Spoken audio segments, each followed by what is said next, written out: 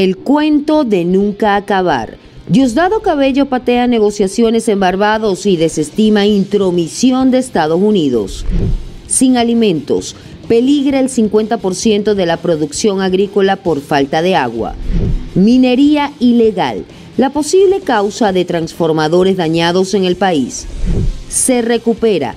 Citgo aumenta de forma millonaria sus ganancias. Por 6 meses más, Unión Europea renueva sanciones contra funcionarios del gobierno de Nicolás Maduro. Amigos, feliz comienzo de semana. Bienvenidos a Noticias en Vivo de Impacto Venezuela de este lunes 13 de noviembre del año 2023. A esta hora les saluda Mildred Manrique. De inmediato pasamos a revisar las informaciones más relevantes de las últimas horas. Mucho había tardado el chavismo en patear la mesa de diálogo, pese a que el gobierno de Nicolás Maduro pidió respetar los acuerdos de Barbados. El primer vicepresidente del Partido Socialista Unido de Venezuela, Diosdado Cabello, desestimó los lapsos acordados por Estados Unidos para levantar las inhabilitaciones políticas. Él asegura que esto no forma parte de la negociación y que solo responde a un antojo de la administración de Joe Biden. Pero dejemos que sea nuestro corresponsal desde Caracas, Joan Álvarez, quien nos amplíe. Diosdado Cabello ha restado importancia a la advertencia del gobierno de Estados Unidos en revocar las licencias otorgadas como parte de los acuerdos de Barbados, si no se levantan las inhabilitaciones a dirigentes políticos de oposición, incluyendo la de la candidata electa en la primaria, María Corina Machado. 30 de noviembre, termina el plazo. Le voy a decir algo, yo no sé cómo se traduce eso. Ni en lenguaje de señas ni en inglés, pero que hayan a la base se faltó. Arrogantes. Creen que a estas alturas nos van a amenazar nos van a asustar con este tipo de amenazas.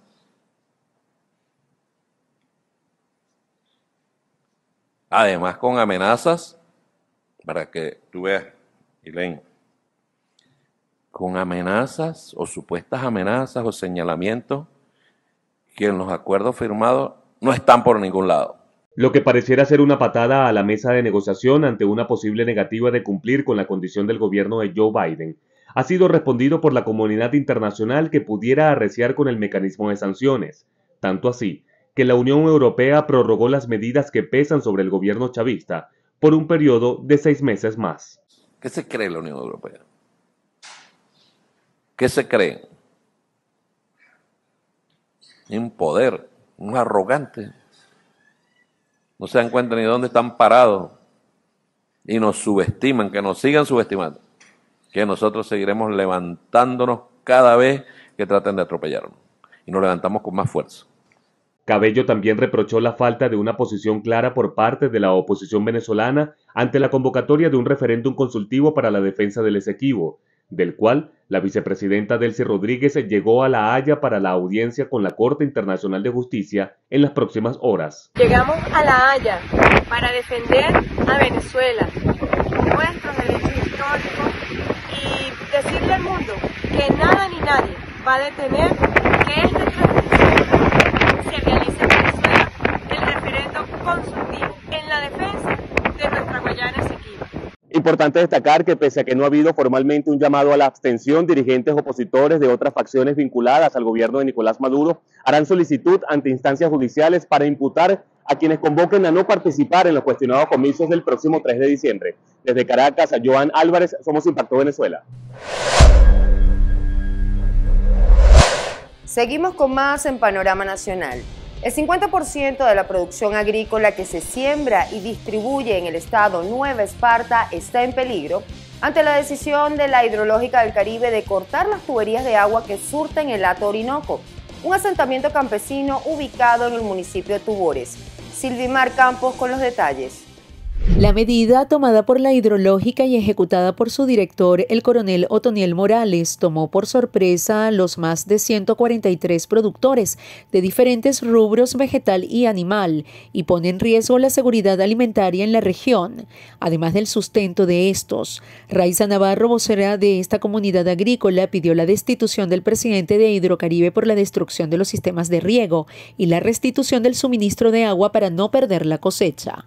Nosotros en el asentamiento, mi persona como vocera, tenía conocimiento, ¿verdad?, de que iba una visita con un viceministro de agua a hacer un recorrido debido a que esa tubería que pasa por ahí de 72 pulgadas, hay un tubo que conecta al pueblo de Orinoco y ese tubo está dañado. Nosotros pensábamos que era así. Ese día, pensando, los compañeros llamaron por radio porque había movimiento, ¿verdad? Y yo les informo a ellos que viene un viceministro y van a hacer un recorrido, el cual volvemos a ver nuevamente acciones y vamos llegando al sitio y resulta que cuando nos damos cuenta está los cuerpos de seguridad del Estado acompañando a Otoniel y a la ingeniero Laura y todos sus equipos de trabajo y arrancaron la flauta, eran 7 flautas, arrancaron la flauta y le pegaron los G de Hidrocaribe. Están los videos donde se habla con el coronel Otoniel que no tiene sensibilidad humana y se le dice que por qué no hubo una mesa de trabajo para nosotros prepararnos. Lo que nos dice es que esa es una orden presidencial y nosotros nunca nos hemos puesto en contra de entrar a una adecuación, pero una adecuación que esté a favor de la agricultura en el tema que no podemos entrar en una regularización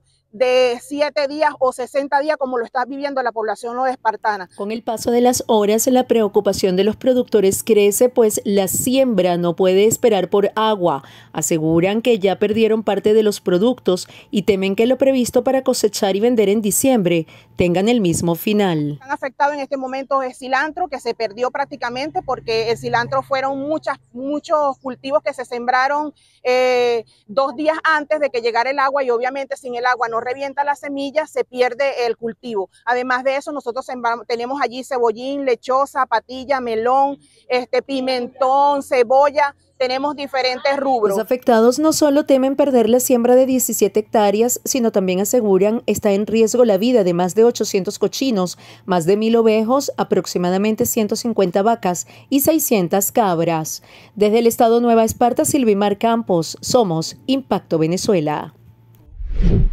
Daños de transformadores en Venezuela obedecen a la sobrecarga a la que son expuestos estos aparatos tras la minería digital que estaría operando de forma ilegal en diversas regiones del país. Se trata de conexiones que desconocen los ingenieros y trabajadores de la Corporación Eléctrica que han detectado en los distintos postes en donde se han dañado transformadores. En las zonas afectadas, los residentes, debido a este problema, han permanecido hasta 2 meses continuos sin energía eléctrica. Hay un cable trifásico que cuando vinieron a hacer la conexión de del puente de los 2 transformadores que habían quedado buenos, ellos dijeron que nos abocáramos de buscar quién utilizaba esa conexión, pero de verdad no hemos dado con las personas que trabajan con esa mayor carga de electricidad. Habían dicho que hace muchos años había un taller que trabajaba con de hacer piezas de un tornero, soldando, pero ya esa persona ya no trabaja con eso. Quienes padecen por la falta de electricidad manifiestan que se les han dañado los alimentos e incluso hay personas que no están alimentándose bien debido a que muchas familias han tenido que racionar el gas ante la ausencia de este servicio en las comunidades. Los alimentos se nos han dañado, tenemos que trasladarlo hacia otro sector de la brisa del obelisco, estamos cansados, necesitamos solución. Que nos respondan los entes gubernamentales por todas estas personas, gente que se le dañaron las insulinas por el efecto de la luz y queremos de verdad una respuesta pronto a esta necesidad que es tan grande lo que es la luz eléctrica para todos. No es posible que tengamos que almacenar la comida en otro sector, guardarla, pedirle a los vecinos de los otros sectores que nos guarden la comida. Si los niños pequeños tienen el tetero, no se lo pueden hacer sino rapidito, para que coman. Actualmente en Venezuela, las familias que padecen por la crisis eléctrica en caso de no recibir respuesta por las autoridades gubernamentales deben disponer entre $2.000 y $2.500 para así comprar en el mercado privado el transformador y posteriormente se lo instale la Corporación Eléctrica en el país. Para Impacto Venezuela, Ramón Vélez. En Barcelona, sectores sociales, económicos y autoridades participaron en un foro por la paz en defensa del Esequibo, a la que se han ido sumando organizaciones políticas. Momento del encuentro de todas y de todos, y que a propósito del referéndum consultivo que se realizará el 3 de diciembre en defensa de Venezuela, todos nosotros levantamos nuestra voz desde el municipio Simón Bolívar junto a toda la sociedad que hace vida en nuestro municipio para ratificar 5 veces sí en la defensa de nuestro Esequibo. Además, otros sectores políticos y gremios de trabajadores como los petroleros se han sumado a la campaña en pro del referéndum de este 3 de diciembre. Le hacemos un mensaje al pueblo venezolano también, que es la oportunidad de resolver el problema pacífica y diplomáticamente. Las representaciones sociales se despliegan en los 21 municipios de la entidad, con campañas informativas sobre la importancia del respeto a la soberanía y el territorio. Jesús Albino, Somos Impacto, Venezuela. Carreras ilegales, motopiruetas y piques en vías rápidas aumentan accidentes de tránsito mortales en carreteras de Venezuela. Autoridades y figuras públicas se suman a campañas preventivas. Según la Organización Mundial de la Salud, Venezuela es el 10º país de Sudamérica con más decesos por accidentes de tránsito vehiculares. Actualmente las motopiruetas y piques elevan considerablemente estas estadísticas. Es por esto que influencers como DJ Bandy se han sumado a una campaña preventiva. ¡Revive, revive! ¿Te asustaste? A diario pasa esto en Venezuela. Afortunadamente, todo esto es un espectáculo que estamos haciendo para ti y tomes conciencia. No faltes para que tú no le faltes a tu familia. Aférrate a la vida. El parque automotor de motos que está subiendo cada día más. Entonces, estamos que tener pues más precaución y darle mejor recomendación a toda la colectividad en cuanto a ese tema, porque en verdad que cada día van a aumento. ¿En qué porcentaje crees tú que aumentaron? O sea, antes ¿cuántos accidentes manejaban semanal? Semanal manejábamos de 2 a 3, ahorita son 5, 6, hasta 7 accidentes semanales. En verdad que ha aumentado un 20-30%. Los funcionarios destacaron que los accidentes de tránsito se suelen incrementar durante el fin de semana, siendo la ingesta de alcohol y el exceso de velocidad los principales detonantes. Más que todos los motorizados. Necesitamos ahorita la prevención, en que los motorizados ahorita no están utilizando casco, tanto como el parrillero como el copiloto, el piloto de la moto. Y la ingesta de un poco de lo que es el estado etílico también incrementa los accidentes de tránsito. Guaina destacó que la mayoría de estos accidentes viales ocurren en horas nocturnas y en vías rápidas. Desde el estado Anzoátegui y Susana Quijada, Somos Impacto Venezuela. Familiares del funcionario muerto a tiros el pasado viernes en San Bernardino en presunto enfrentamiento con el 6CPC no solo exigen una investigación pormenorizada, sino que rechazan todas las informaciones publicadas en redes sociales a las cuales consideran falsas. Este es el funcionario de la Policía Nacional Bolivariana Luis Alfredo Echenique, cuya muerte ha generado muchos comentarios, no solo por las motivaciones, sino por las circunstancias en las cuales ocurrió el pasado viernes en horas de la tarde en la mencionada urbanización al norte de Caracas. Dicen que eso no fue enfrentamiento. ¿Quién lo dice? Bueno, el nombre no te sé decir de la funcionaria. Porque... ¿Qué dijeron las funcionarias? Bueno, las funcionarias dijeron de que esto no fue enfrentamiento y que ellas llegaron, ahí hubo pelea, hubo golpes, que hasta los zapatos de una de ellas se les rompieron y que ellas iban a denunciar eso, porque eso que fue una muerte malamente de su negrito, porque a él lo tenían ellos como buen compañero de trabajo. Los familiares de Echenique rechazan las noticias de redes sociales y agregan nuevos elementos. Todo empezó por una riña entre funcionarios de la PNB y 6CPC. ¿Qué pasa? Vuelvo y repito, por lo que atestiguó la persona que me envió la información y que presenció, hubo un funcionario que se acercó hacia la patrulla del 6CPC, donde a Luis Alfredo Echenique lo montan uniformado en la patrulla del 6CPC vivo. ¿Ok? El funcionario del 6CPC, de la PNB, perdón, se identifica, pregunta que qué está pasando con el funcionario. Cuando el 6CPC, o sea, prácticamente corre al funcionario de la PNB del lugar y se llevan a Luis Alfredo Echenique hacia un galpón de las adyacencias, donde presuntamente lo lo obligan a cambiarse de ropa ya que él está uniformado y es donde lo ajustician. Luis Alfredo Echenique tenía 25 años de edad y 5 en la división antidrogas del FAES, antigua dependencia de la Policía Nacional Bolivariana. Bueno, extraoficialmente conocimos que la persona, el funcionario que se fugó ese día del suceso, pues terminó entregándose a la Policía Nacional Bolivariana y los familiares de la víctima, o sea, del funcionario de la Policía Nacional Bolivariana, esperan que sus declaraciones sean importantes y definitorias en el esclarecimiento de este caso. En Caracas, Santiago Gutiérrez, Somos Impacto Venezuela. Amigos de Impacto Venezuela, escándalo en el norte de Santander luego que la Fiscalía de Colombia librara orden de captura contra el alcalde de Villa del Rosario, Carlos Julio Socha, por presunta corrupción en la celebración indebida de contratos. Él voluntariamente se presentó ante la justicia y fue puesto tras las rejas, pese a que la defensa presumiera que se le daría casa por cárcel mientras avanza el proceso judicial. El ex alcalde Socha llegó confiado al búnker de la Fiscalía en Cúcuta y esposado lo metieron al calabozo. Él mismo se encontraba de vacaciones cuando fue emitida la orden de captura. Se le imputan delitos del 2013 por la remodelación del Parque Los Libertadores.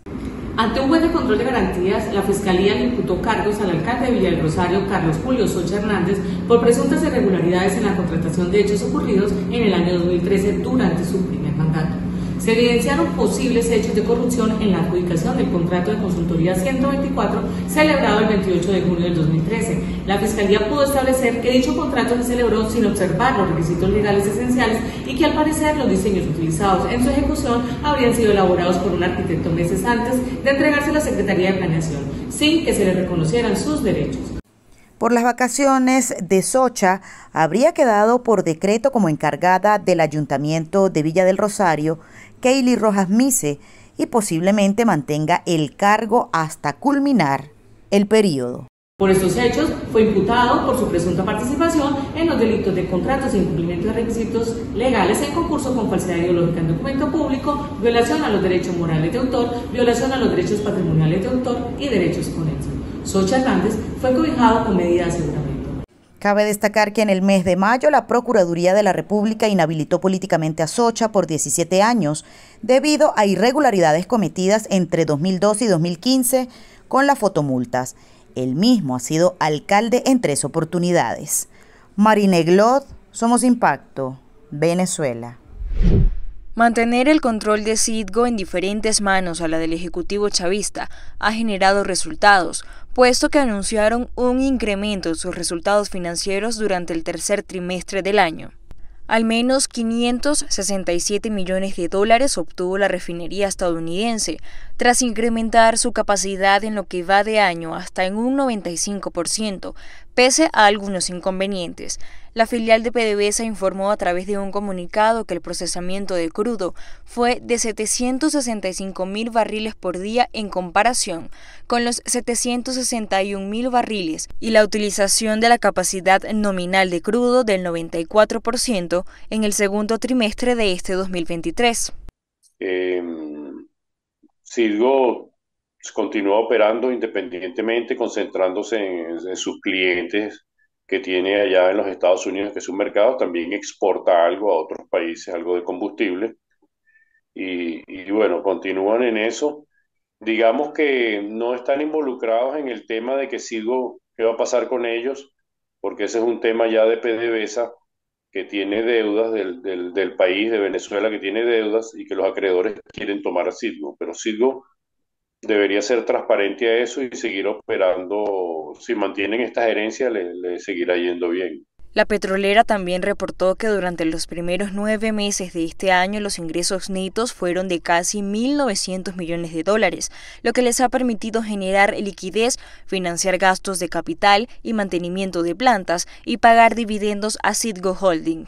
Citgo ha estado invirtiendo parte de sus ganancias en pagar las deudas que, como dije, fue endeudada bastante fuertemente, hasta 5.000 millones de dólares por la administración anterior, y entonces ha ido pagando deudas y mejorando su posición financiera. Asimismo, en su informe detalló que la empresa podría estar dirigiéndose a su mejor desempeño en temas de seguridad y confiabilidad de operaciones, como no se había visto desde 2010. Cabe mencionar que Citgo actualmente sostiene una deuda de más de $20.000 millones y un ordenamiento para su venta que otorgó un tribunal federal de Estados Unidos para que de esta forma se satisfaga el compromiso monetario más rápidamente. También revisamos noticias de carácter internacional destacadas por medios de comunicación en la web y por supuesto, como todos los días, comenzamos con nuestro portal impactovenezuela.com que titula lo siguiente: sancionados por 6 meses más. Consejo de la Unión Europea ratifica medidas contra funcionarios de Maduro. En un comunicado publicado este lunes, el Consejo indicó que es necesario prorrogar las medidas restrictivas vigentes hasta el 14 de mayo del 2024 y contra todas las personas de la lista. Además, se deben actualizar los motivos de inclusión de 16 funcionarios. Entre las novedades de este anexo a la medida original que se tomó en el año 2017, se incluyen los datos de Elvis Amoroso, pero ahora como presidente del Consejo Nacional Electoral, y se ratifican las sanciones contra Diosdado Cabello, diputado de la Asamblea Nacional y primer vicepresidente del Partido Socialista Unido de Venezuela. De igual forma, se renuevan las medidas contra los altos mandos del Servicio Bolivariano de Inteligencia y la División de Contrainteligencia Militar. La ola migratoria cede en el norte de México. Los campamentos de miles de migrantes en Ciudad Juárez, frontera norte de ese país, han desaparecido tras la oleada migratoria de los últimos meses. No obstante, activistas de la zona acusan al gobierno mexicano de violar los derechos humanos de los extranjeros con sus operativos, que incluyen bajarlos del tren, perseguirlos y acorralarlos para evitar que se acerquen al límite con Estados Unidos. Mientras tanto, en esa Ciudad de México, autoridades del Instituto de Migración retuvieron a 246 extranjeros provenientes de Centroamérica, Venezuela y Haití, que estaban en la vía pública de los migrantes. 192 son adultos y 54 menores de edad. Restricciones migratorias de Estados Unidos empujan el flujo por el Darién. Así lo indicó Human Rights Watch en un informe titulado "Este infierno era mi única opción". La organización señala que muchos emigrantes huyen de la crisis de derechos humanos en las Américas, incluyendo la violencia, persecución y pobreza, y deciden arriesgar sus vidas en el Darién debido a la falta de vías seguras y legales para migrantes y solicitantes de asilo. En el documento, la organización insiste en que las restricciones de movimiento, a menudo promovidas por Estados Unidos, son políticas fallidas que empujan a los migrantes hacia rutas peligrosas. La investigación sobre violaciones a los derechos humanos y crímenes de lesa humanidad cometidos en Venezuela continúa. ¿Pero qué le espera al gobierno de Nicolás Maduro ahora? Hoy compartimos con ustedes un extracto de nuestro programa dominical Cara a Cara junto al abogado y director presidente de la ONG Foro Penal Alfredo Romero, con quien conversamos sobre este tema. Recuerden que el contenido completo está disponible en nuestro canal, así que no se lo pierdan. A mí lo que me preocupa de esta audiencia, que evidentemente es algo positivo, digamos, para la justicia y se hace la importancia del caso, y las víctimas ven ahí una luz, digamos, al final del túnel, es que no pueden crearse expectativas de que va a haber una decisión, por ejemplo, en relación con situaciones planteadas en Venezuela en corto plazo. Y quiero en eso ser claro. Lo único que determina la decisión que va a ocurrir entre enero o febrero del año que viene de la Corte de Apelaciones es ratificar o no la decisión de la Sala de Cuestiones Preliminares que decidió sobre continuar con la investigación. Cuando la Corte de Apelaciones decida, lo que va a decir es que continúe la investigación de la Fiscalía de la Corte Penal Internacional o no continúe la investigación. Entonces vayamos al caso de que la investigación continúe, que es lo que se espera. Ok, si continúa la investigación, entonces continúa porque no se ha paralizado. Ese es otro punto que fue aclarado luego por la representación de la Fiscalía de la Corte Penal Internacional, que hubo una confusión de que se había suspendido la investigación. No, la investigación no está en proceso. Entonces, incluso la decisión en términos generales lo que va a hacer es decir, bueno, sigan adelante con la investigación que ya está procediendo, pero no va a repercutir ni en la investigación ni en la decisión sobre determinar responsables por crímenes de lesa humanidad. Entonces, ¿qué pasa? Lo importante es la conclusión que la Fiscalía lleva a cabo en cuanto a la investigación, el resultado que va a determinar, como en cualquier proceso judicial, una imputación a algunas personas por crímenes de lesa humanidad, luego de una investigación bien metódica que debe llevarse a cabo, acumulando evidencia, etcétera, etcétera, etcétera, para luego entonces comenzar un proceso judicial y determinar responsabilidades. Aunque algunas personas se empeñen en mostrar en redes sociales que en Venezuela todo marcha de maravilla, en el interior del país nos siguen dando dosis de patria. El ejemplo es el Estado Portuguesa. Hoy en video viral queremos mostrarles cómo trasladan a los enfermos ante la falta de ambulancia.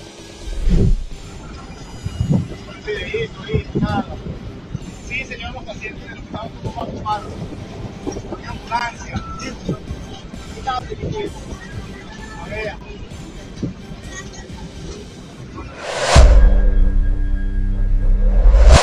Llegó el momento de hablar en las redes, es momento de leer los comentarios que nos deja nuestra audiencia relacionados a la pregunta del día del noticiero matutino de Impacto Venezuela, que dice: hay muchas denuncias de padres y familiares que han sufrido pérdidas de neonatos en diferentes hospitales del país por supuesta negligencia.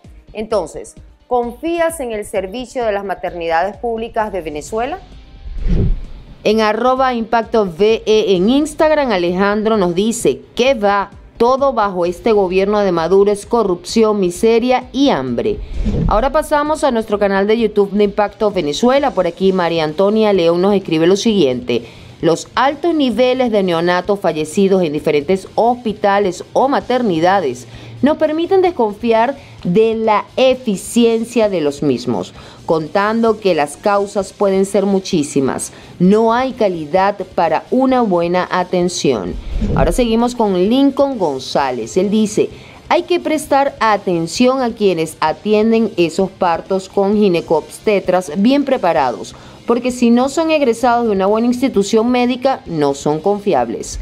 Por último, Jonathan Coder responde: aquí la salud simplemente no existe. De paso que tienes que llevar todos los implementos. La educación de los supuestos profesionales son de dudosa procedencia. Enfermarse en Venezuela no es factible. Muchísimas gracias a todos por participar. Seguimos con más. Si expropias, luego no te quejes. Así titulamos nuestra caricatura del día de Profe Foto, en la que hace referencia a la demanda que hizo la empresa Kellogg's contra Venezuela. Luego de 4 años de uso ilegal de sus marcas, Kellogg's formalizó la demanda ante el Centro Internacional de Arreglo de Diferencias Relativas a Inversiones.